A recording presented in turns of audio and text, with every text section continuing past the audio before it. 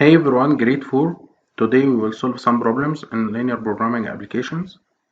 For example, the first one is portfolio selection problem.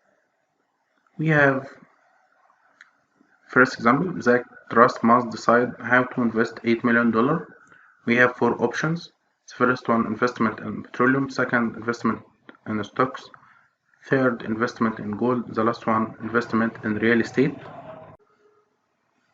Second column is projected return.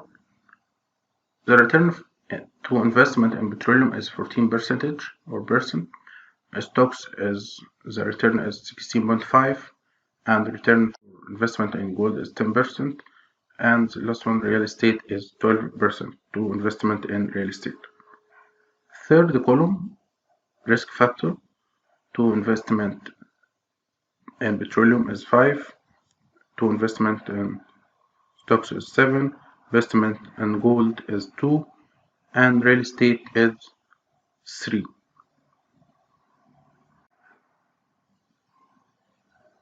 Also, we have 5 guidelines. They represented the restrictions in linear programming formulation. The first guideline or first constraint, no single investment alternative should account for more than 40% of budget. B, amount invested in gold and real estate combined must be at least twice that invested in petroleum. C, the risk associated with stocks shouldn't exceed twice the risk associated with real estate. D, investment in real estate should exceed investment in stocks by no more than $1 million. And last one, E, average risk factor should no more than 5. The required how much Zach should invest in this alternative to maximize dollar return on investment. So our goal or objective function should reflect maximize dollar return on investment. First step, we should decide decision variables. For example, B should represent amount to invest in petroleum. S represent the amount invested in stocks. G represent the amount invested in gold. And R represents the amount to invest in real estate. We should write these decision variables in the same way. If we say B equal petroleum or S equal stocks, this is incorrect because you should decide what is petroleum units or cost. You should decide the unique units or unique cost. So the correct way to write B equal represent the number of dollar or amount to invest in petroleum, and S represent dollar amount to invest in stocks, and etc. Second step, to write the objective function. If we return to the required is to maximize dollar return on investment. So our objective function should be maximize. We return back to the table. Under return column, the return on petroleum is 14%, stocks is 16.5, gold is 10%, and real estate is 12%. So our objective function will be maximize return equal 0.14b plus 0.165s plus 0.10g plus 0.12r. Third step, write constraints. We have know that Zach Trust must decide how to invest 8 million. So we should invest the total amount is equal 8 million. So B plus S plus G plus R equal 8 million. That represent the total investment. The sum here is equal because we should invest all the amount of 8 million, not less than or equal or greater than, because we should invest all the amount of investment that equal $8 million. This is the first constraint. If we return to the problem, the first guideline, no single investment alternative should account for more than 40% of the budget. So B or S or G or R less than or equal 0.4 or 40% multiplied by the total amount of investment that equal 8 million, or B less than or equal 0.4 multiplied B plus S plus G plus R that represent 8 million. يبقى so B less than or equal 0.4 multiplied by 8 million, the same with S. S will less than or equal 0.4 multiplied by 8 million. G the same also, less than or equal 0.4 multiplied by 8 million. And the last one R less than or equal 0.4 multiplied by 8 million. We can simplify it. 0.4 multiplied by 8 will equal B less than or equal 32 million, or yes, 3,200,000.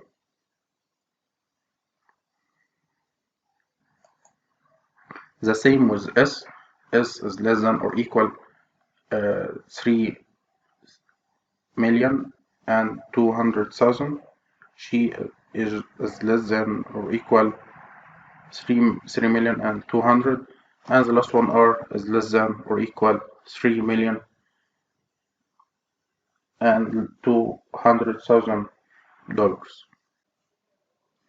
We can write B, S, G, and R less than or equal 3,200,000, but most computer software don't understand this, so we write it as the previous screen. This screen, the first one, B is less than or equal 3,200,000, S the same, and G and R. Second guideline, amount invested in gold and real estate combined must be at least twice that invested in petroleum. So G plus R, gold and real estate, is greater than or equal to B, or 2 multiply or 2 petroleum, because at least means that gold plus real estate is greater than the petroleum. So we can simplify it as follows: G plus R minus 2B greater than or equal 0.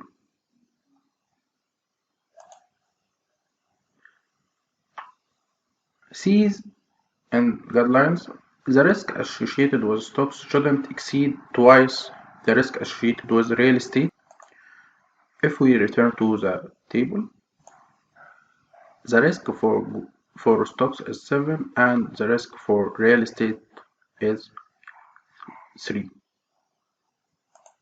So 7S less than or equal, because it not exceed the risk associated with stocks shouldn't exceed. What is mean not exceed is equal or represented that this sign less than or equal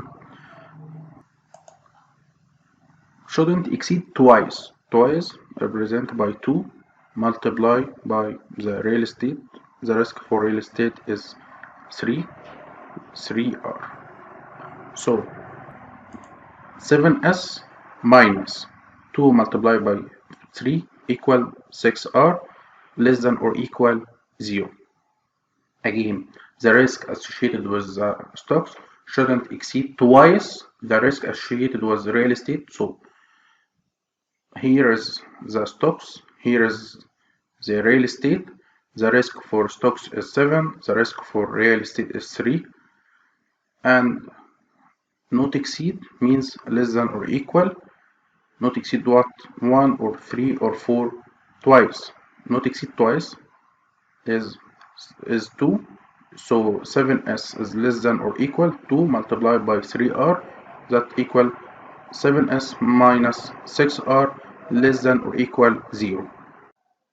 T in guidelines, investment in real estate should exceed investment in stocks by more than 1 million. So investment in real estate R is should exceed investment in stocks by no more than. So no more than is represented by less than or equal by no more than 1 million. So investment in real estate should exceed investment in stocks. So less than or equal S plus 1 million. Or we can say R minus S less than or equal 1 million. Again, so investment in real estate should exceed investment by stocks and by one no more than 1 million. So R is less than or equal S plus 1 million. We can simplify it R minus S less than or equal 1 million. Because of R, it should be greater than S, so R minus S is less than or equal 1 million. The last guideline and last constraint, average risk factor should be no more than 5. So 5b plus 7s plus 2g plus 3r divided by 4. This is incorrect because we means here average by, or we means the weighted average, not average. So 5b plus 7s plus 2g plus 3r divided by b plus s plus g plus r less than or equal 5. Why less than or equal? Because no more than. Again, we means average risk factor, we means the weighted average. So we divided by b plus s plus g plus r, not divided by the average that equal 4. This is incorrect. So the correct is this: 5 plus b 5b plus 7s plus 2g plus 3r divided by b plus s plus g plus r less than or equal 5, because no more than 5.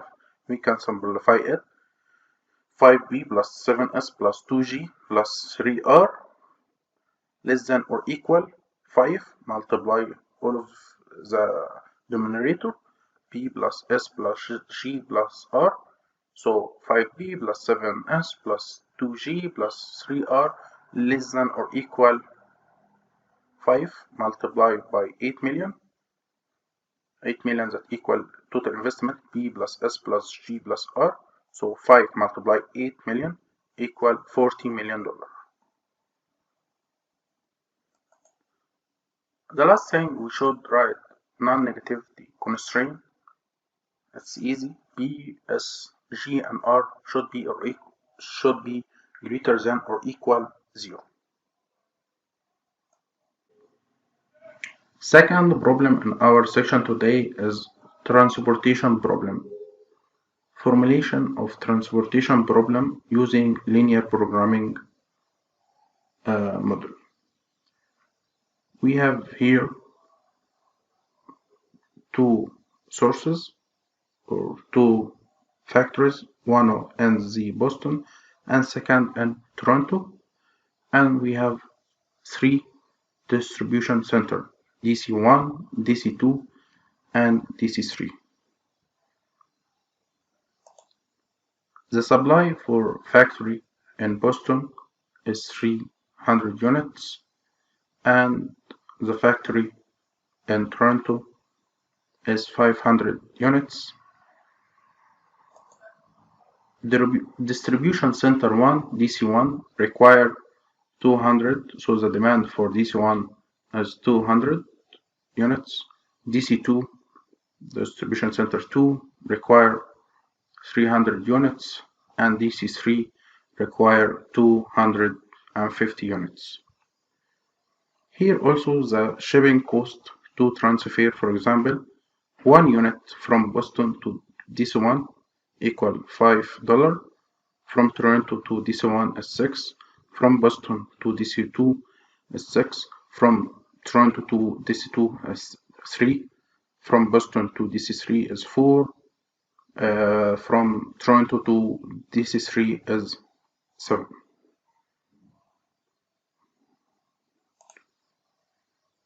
So we can design or simplify this problem in this figure. We have two supply sources and three demand center. The first supply is, or the first factory is in Boston, and second is in Toronto. And we have three distribution center, DC1, DC2, and DC3. The supply for Boston is 300 units and Toronto 500 units, and demand for DC1 distribution center 1 is 200, demand for this DC2 is 300, and DC3 is 250. The cost to transfer goods from Boston to DC1 is 5, from Boston to DC2 is 6, from Boston to DC3 is 3. The same we will do with Toronto. So we should write at 6 decision variables. 2 multiplied by 3 equals 6, as follows. So decision variables will be as follows. XB1 represent number of units shipped from Boston to DC1. XB2 equal or represents a number of units from Boston to DC2. XB3 represents number of units shipped from Boston to DC3. So B is for Boston, B and 1 the number. For the Toronto, XT1 represent number of units from Toronto to DC1. XT2 represent number of units from Toronto to DC2, and XT3 represent number of units shipped from Toronto to DC3. Or you can say, to simplify the decision variables, Xij represent number of units shipped from planet I to DCJ. I is for Boston. I equal B multiply or equal B Boston and T Toronto, and J for distribution center. Second step, write the decision or write the objective function. So the first step to write the decision variables. Second step to write the objective function. In the transportation problem, our goal to minimize the cost. So minimize 5xp1 plus 6xp2 plus 4xp3 plus 6xt1 plus 3xt2 plus 7xt3. Third step, write the constraints. We have 2 constraints for supply and 3 constraints for demand. So the first constraint in supply, xp1 plus xp2 plus xp3 less than or equal 300. If we return back to the equation to the table, we have supply from Boston is 300 and from Toronto is 500, and demand for this one is 200, DC2 is 300, and DC3 is 250.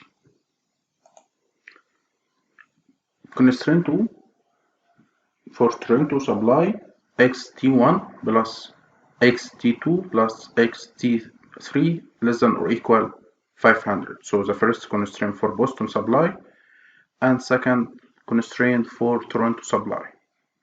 For demand constraints, the first constraint for distribution center 1 will equal xp1 plus xt1 equal 200. Why equal? Because the total amount of demand for distribution 1 is 200, but here is the supply, so the maximum amount of supply is 300. So xb, x1 and x2 and x3 should not produce more than 300 units. Okay, so the DC1 will equal xb1 plus xt1 equal 200, and constraint for distribution center 2 xb2 plus xt2 equal 300, and the third constraint for distribution center 3 xb3 plus xt3 equal 250. The last step, non-negativity constraint, xb1, xb2, xb3, xt1, xt2, xt3 greater than or equal 0, non-negativity constraint, or we can say xij greater than or equal 0.